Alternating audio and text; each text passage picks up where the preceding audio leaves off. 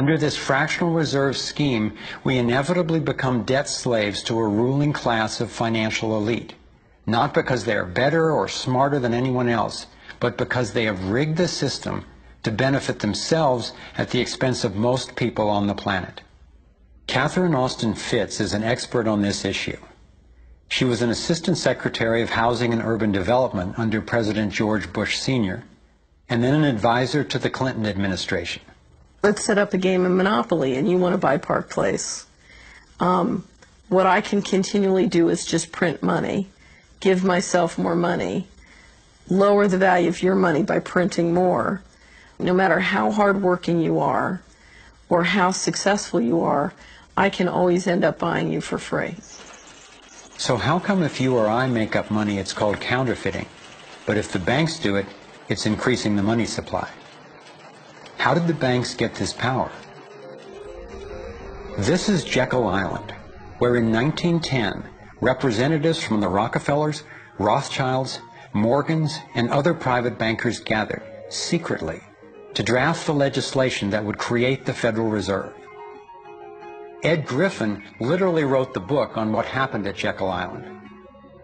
Central banks are banking cartels which have gone into partnership with the respective governments in the countries where they operate. And they've been given monopolistic power over the creation of the nation's money supply. That's what the politicians handed to them as a gift, you might say, for the partnership. Now, in return, what did the bankers do for the politicians? They promised to create money out of nothing, now that they've got this legal power to do it anytime the government needs it. And since 2008, we've witnessed the greatest fake money printing run in recorded history. This financial sleight of hand disguises the costs, hides who's to blame, and leaves us as debt slaves working to pay off the bill. I found it revealing that in the same year the Federal Reserve was founded, 1913, the Internal Revenue Service was also established. An income tax was then instigated so you and I would have to pay the politicians' debt plus interest to the bankers. The problem is we have a privately owned central bank system in the United States disguised as a government-owned system. Now, if you look in the telephone book here in the Washington, D.C. area, you look up for Federal Reserve in the blue government pages, it's not there. It's in the white pages right next to Federal Express. It's a privately owned central bank. What is the proper relationship, what should be the proper relationship between a chairman of the Fed and a president of the United States? Well, first of all, the Federal Reserve is an independent agency, and that means basically that there is no other agency of government which can overrule actions that we take. There is no other agency of government which can overrule actions that we take. We have a private bank that prints money on behalf of the Treasury. The Federal Reserve prints money on a debt-based system which creates scarcity. But it puts a group of insiders in a position of having access to all the data about the economy when we don't.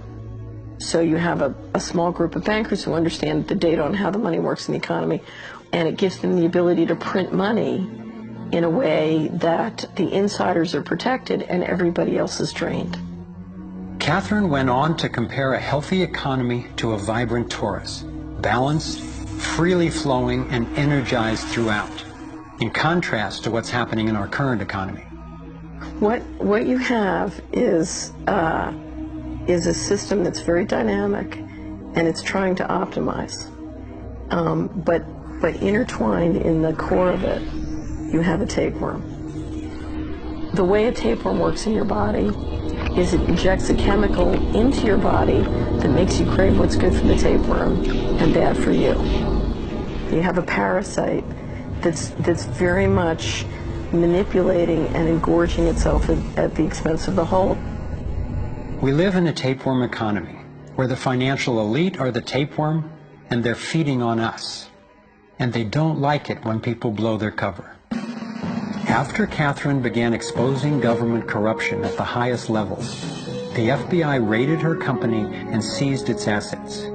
She was dragged through the courts for 10 years before being found innocent. So we've got the Federal Reserve, a privately owned corporation with a monopoly on creating money, but with no accountability, backed up by a government with a monopoly on force. The country got sold on the Fed as an institution that would help stabilize the economy and remain independent of politics.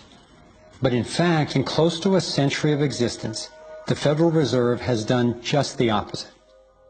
Since they took charge, we've been robbed through inflation, and the purchasing power of the dollar has declined more than 96%.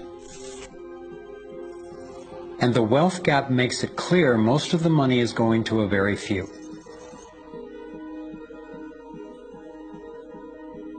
Only 16 years after the Federal Reserve was in power, America experienced the Great Depression.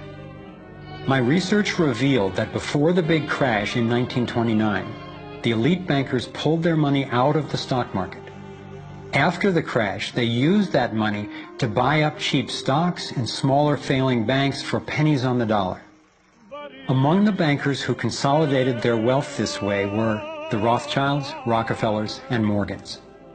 A similar scenario played out in the 2008 financial collapse, with the same bankers benefiting. In the years leading up to the collapse, the biggest banks, including Bank of America, Citigroup, and Chase, controlled by the Rothschilds, Rockefellers, and Morgans, were bundling and trading bad loans that they knew would eventually fail. It's like putting rotten oranges in a box and selling them as grade AAA. The bundlers of the debt knew it was only a matter of time before someone would open that box and see that the content was worthless, since they were the ones who packed the boxes in the first place. When the rotten oranges, what we hear about as unsound loans, derivatives, and credit default swaps, were finally discovered, everyone was impacted. People lost their homes, their jobs, their businesses, and their retirements. Meanwhile, the biggest banks who created the problem in the first place were the ones who got bailed out. Why's that? Why would the Federal Reserve give trillions to the banks, even though the majority of Americans were against bailing them out? And why not help those most in need rather than the perpetrators of the financial collapse? My research led me to believe that the same people who created the Federal Reserve, the Rothschilds, the Rockefellers, and the Morgans, still control it, and they use this scheme to bail themselves out at our expense. Many of the banks created are still the most powerful lobby on Capitol Hill.